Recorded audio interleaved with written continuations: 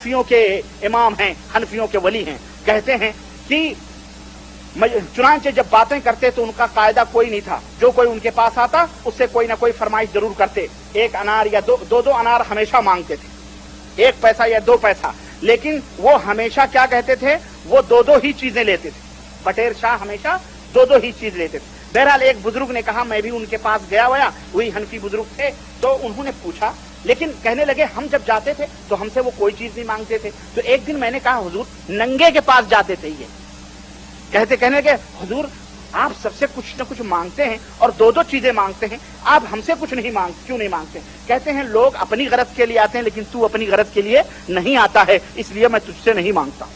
इसको इसके दिल की बात मालूम थी, इतना बड़ा वली था ये नंगा धड़ंगा है ना शैतान, जिसको इसके दिल की बात। कहा अच्छा ये बतलाओ, तो दो क्यों मांगते हो, क्या राज है? तो कहते हैं आपने फरमाया वो खलकनाकुम अज़वाजा, अल्लाह ने फरमाया है कि हमने तुमको जोड़ा जोड़ा बनाया है, इसलिए हम दो मांगते हैं।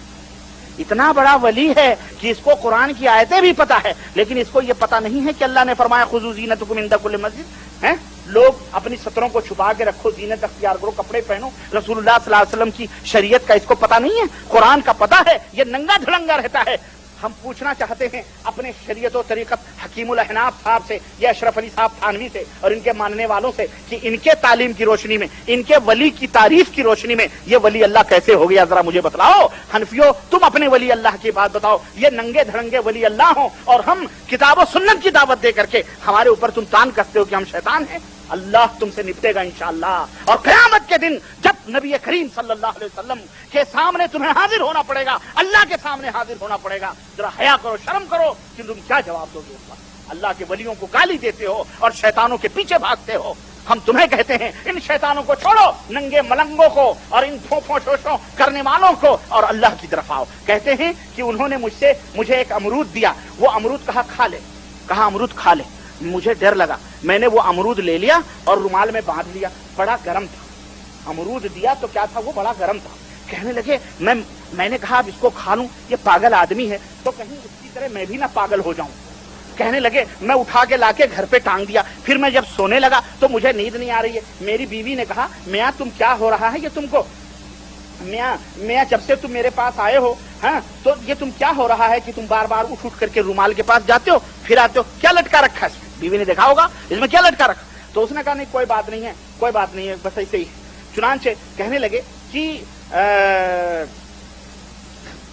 फिर मैं अपने दोस्त के पास सुबह गया और उससे मैंने कहा यार ऐसी सी बात हुई है, वो मलंग जो नंगे बाबा हैं उन्होंने हमें ये दिया। तो उसने कहा बे खा ले, अरे खा ले, देख गरम, ठंडा ना होने पाए, खा ले। कहने लगे जा। फिर मैं पलट कर आया, मैंने देखूं ठंडा है या गर्म है, तो देखा कि अभी तक वो गर्म है, अभी तक वो क्या है, गर्म है। चुनांचे कहते हैं मगर उतनी तेजी न थी जितनी जब लाया था जब थी। मैंने कहा मैं वो लेके उस आदमी के पास गया जो अपना दोस्त था कि चंदा मियां गर्म तो है। उन्होंने कहा देखूं गर्म है कि ठंडा है। इनके जो दोस्त थे जिनसे इन्होंने सुबह वाकया जिक्र किया था, तो उसने लिया, कहने लगे मैंने उनको वो अमरूद दिए और वो लेते ही मुंह में रख गए, लेते ही उसने खा लिया। अब क्या था जनाब, खाते ही कुर्ता पजामा सब उतार कर नंगे हो गए। झूठ बोलने वाले पर अल्लाह की करोड़ों लानतें, बोलो आमीन। ये हवाला गलत साबित करो।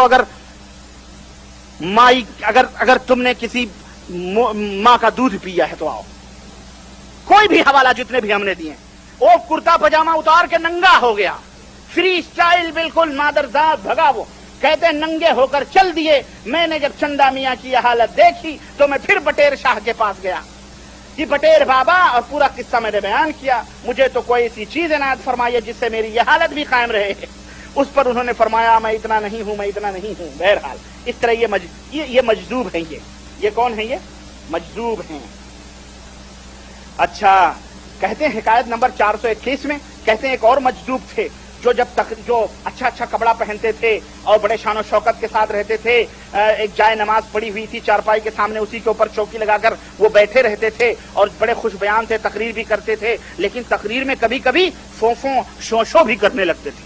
فوفو شوشو بھی کرنے لگتے تھے. کہتے تھے کہ ایک مجذوب ان کا ایک شاگرد تھا, وہ ان کے پاس رہتا تھا, جو اور کیا ہوتا تھا, کبھی ان کے لیے یہ مشہور تھا کہ پوری چھری اپنے پیٹ میں گھونپ لیتا تھا اور پوری اتڑی باہر کر لیتا تھا.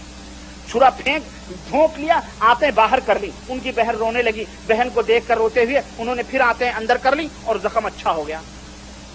یہ حکیم الامت کی پڑیا. سنو اس نے کیا ہوا, یہ کیا کہتا تھا, کس کا کتاب, وہی میں آگے آ رہا ہوں نا.